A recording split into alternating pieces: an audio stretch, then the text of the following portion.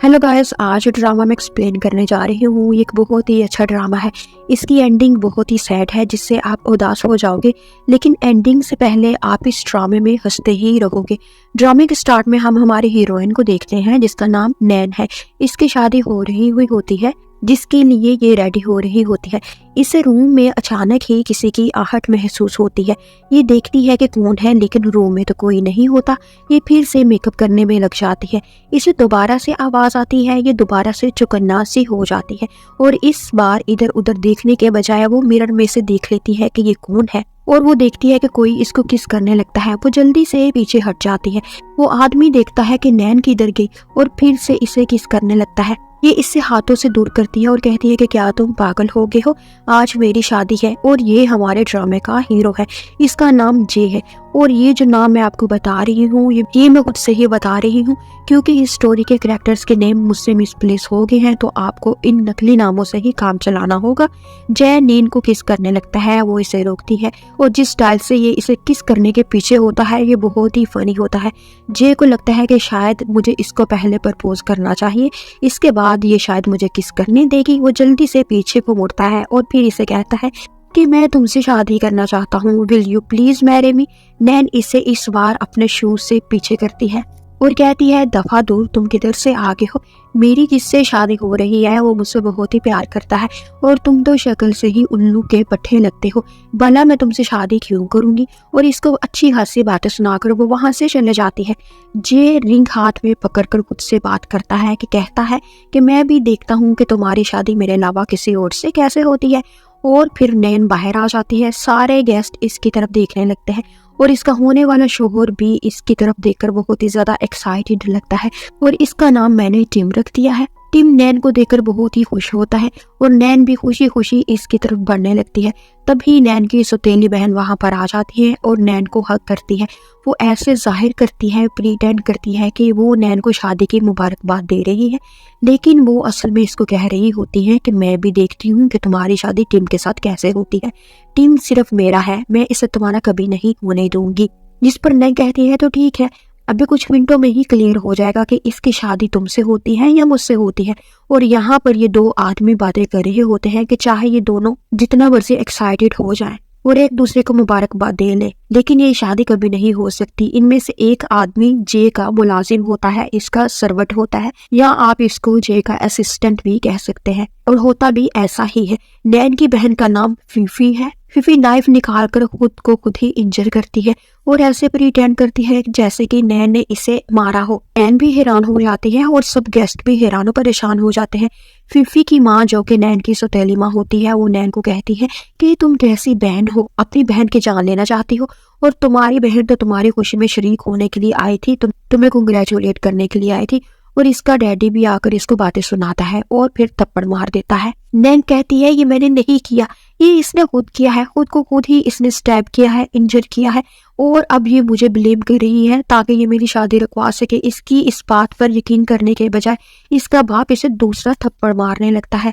ये हाथ पकड़ लेती है और कहती है कि बस कर दो अब्बा, क्या हो गया है, तुम्हें मेरी बात की समझ नहीं आ रही, ये सब तुम्हारी बेटी का किया धरा है, मैंने तो कुछ नहीं किया। और टिम भी फिर इसकी ही इंसल्ट करता है।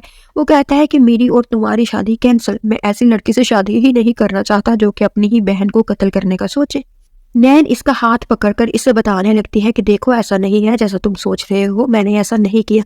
टिम इसका हाथ झटक देता है और ये गिरने लगती है और जल्दी से हमारा हीरो वहां पर पहुंचकर, यानी जे वहां पर पहुंचकर इसको सहारा देता है और कहता है कि देखा, मैंने नहीं कहा था तुम्हें, तुम्हारी शादी मुझसे ही होगी, तुम इन सब को छोड़ो और मेरी आंखों में अपने लिए प्यार देखो।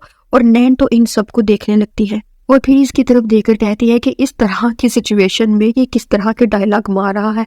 जैसे कहता है कि क्या सोच रही हो, तो मेरी आंखों में प्यार क्यों नहीं ढूंढ रही हो। अच्छा, मैं अब समझा, तुम चाहती हो कि पहले मैं इन सब का दिमाग ठीक करूं, जिन्होंने तुम्हें एक्यूज किया है, पहले मैं इनको मजा चखाऊं। फिर वो टिम के पास आता है और टिम को एक जोरदार थप्पड़ मारता है और कहता है कि तुम्हारी जुर्रत कैसी हुई अपनी होने वाली भाभी को जली कटी बातें सुनाने की, इसकी इंसल्ट करने की। टिम तो थप्पड़ खाकर हैरान परेशान हो जाता है कि ये मुझे क्यों मार रहा है। वो कहता है कि भाई ये मेरी होने वाली भाभी कब थी, ये तो मेरी होने वाली बीवी थी। जिस पर वो एक और जोरदार थप्पड़ इसे मारता है। टिम दूसरा थप्पड़ पड़ने के बाद इससे पूछता है कि ये दूसरा थप्पड़ क्यों मारा है, जिस पर जे कहता है ये तुम्हारी भाभी की तरफ से है। और तीसरा थप्पड़ टिम को जैसे ही पड़ता है नैन तो खुशी हो जाती है कि ये क्या शॉट पे शॉट मारता जा रहा है, काश ये एक और थप्पड़ भी लगा दे। और जे पता नहीं कैसे नैन के दिल की बात सुन लेता है और एक और जोरदार थप्पड़ टिम को लगा देता है। 4 थप्पड़ मारने के बाद जे के अपने हाथ दुखने लगते हैं। फिर वो नैन से पूछता है कि क्या अब तुम खुश हो या 1-2 और लगा दूं, जिस पर वो कहती है कि तुम रहने दो, अब मेरी बारी है। फिर वो आकर टिम को लात मारती है, जिससे बेचारा टिम की तो चीखें ही निकल जाती है। और फिर जे गार्ड को बुलाकर कहता है कि टिम को हॉस्पिटल लेकर जाओ। और फिर जे सबके सामने नैन को प्रपोज कर देता है। टिम असल में जे का कजन होता है और यहाँ पर जे का बड़ा भाई भी खड़ा होता है और ये तीनों भाई मिलिट्री ऑफिसर्स होते हैं। और नैन एक नर्स होती है जो कि ये शादी किसी मकसद के लिए कर रही होती है। वो असल में ली फैमिली में शादी करके इसलिए जाना चाहती है कि शादी के जरिए वो ली फैमिली में एंटर हो सके और अपनी मरी हुई माँ की पेंटिंग्स को, जो कि कुछ कॉन्फिडेंशियल होती हैं, उन तक एक्सेस हासिल कर सके। इसलिए टिम हो या जे इसे कुछ फर्क नहीं पड़ता, वो बस ली फैमिली में ही शादी करना चाहती थी ताकि अपने मकसद को हासिल कर सके। जे का भाई इसके जे से शादी के खिलाफ होता है। वो जे को कहता है कि मैं तुम्हें नैन से शादी की इजाजत नहीं दूंगा, क्योंकि पहले इसने टिम से शादी करनी थी और टिम ने इससे शादी से इनकार किया है क्योंकि उसके पास एक वैलिड रीजन है जिसकी वजह से उसने इसको छोड़ा है। तो तुम इससे क्यों शादी कर रहे हो? ऐसी लड़की जो अपनी बहन को मारने की कोशिश कर सकती है वो कल को तुम्हें भी नुकसान पहुंचा सकती है। जिस पर जे कहते हैं कि आप फिक्र ना करें, अगर ये मुझे नुकसान पहुंचाएगी तो मैं इसे प्यार से समझा लूंगा, आप बस हमारे होने वाले बच्चों का नाम सोचे। और फिर दोनों की शादी हो जाती है।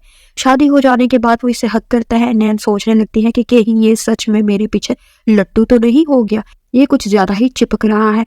और फिर हम देखते हैं अगले सीन में ये दोनों अपने हाउस आ जाते हैं, यानी ली हाउस आ जाते हैं।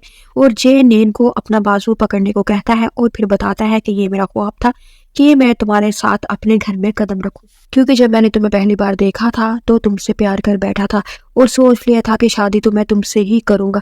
नैन सोचने लगती है कि इसने मुझे पहले कहाँ पर देखा होगा और इसके तो माइंड में बस इसका मिशन ही चल रहा होता है। वो अपने मिशन के बारे में ही सोच रही हुई होती है जिस मकसद के लिए इसने शादी की हुई होती है। ये कब अपनी माँ की बनाई गई पेंटिंग्स तक पहुंच सकेगी। और फिर ये जे का हाथ छोड़कर खुद ही अंदर जाने लगती है। तो जे इसको कहता है कि क्या हो गया है, तुम्हें अकेले ही अंदर भागती जा रही हो, हम दोनों को एक साथ घर में एंटर होना चाहिए। ये सुनकर वो थोड़ी सी घबरा भी जाती है कि कहीं जे को शक तो नहीं हो गया कि मेरी नीयत तो कुछ और ही है। फिर वो दोनों अंदर आते हैं और अंदर जे का बड़ा भाई गुस्से में सामने ही बैठा होता है।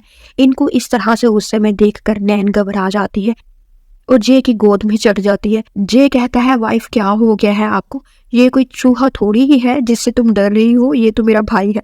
ये बहुत ही मजे वाला सीन था। फिर ये दोनों इन सब के सामने आकर खड़े हो जाते हैं और जे के भाई जिनका नाम मैनेजर जू है वो सबसे पहले तो जे को कहता है कि तुमने अपनी ही मर्जी की है, मैं तो तुम्हें समझाता भी रहा लेकिन तुमने मेरी बात नहीं मानी। तुमने इतना भी ना सोचा कि आखिर कोई ना कोई तो रीजन होगी जिसकी वजह से मैं चाह रहा हूँ कि तुम इससे शादी ना करो, जिसकी वजह से टिम ने भी इसे शादी करने से इनकार किया, लेकिन तुम अपनी मनमानी ही करते हो। और मैं तुम्हें साफ साफ बता दूं कि मुझे इस लड़की पर शक है कि ये किसी मकसद के लिए यहाँ पर आई है। जिस पर नैन कहते हैं कि कोई बात नहीं, आपने शक करना है तो आप शक करते रहे, मैं तो शादी करके इस घर में आ चुकी हूँ। मेजर जू को तो इसकी बदतमीजी से बहुत ही गुस्सा आता है, वो इनको और बातें सुनाने लगता है। तभी मिस योंग इनको कहती है कि आप रहने दे, अब गुस्सा जाने दे, अब तो ये आ ही गए हैं और आपने इनकी क्लास लेना शुरू कर दी है।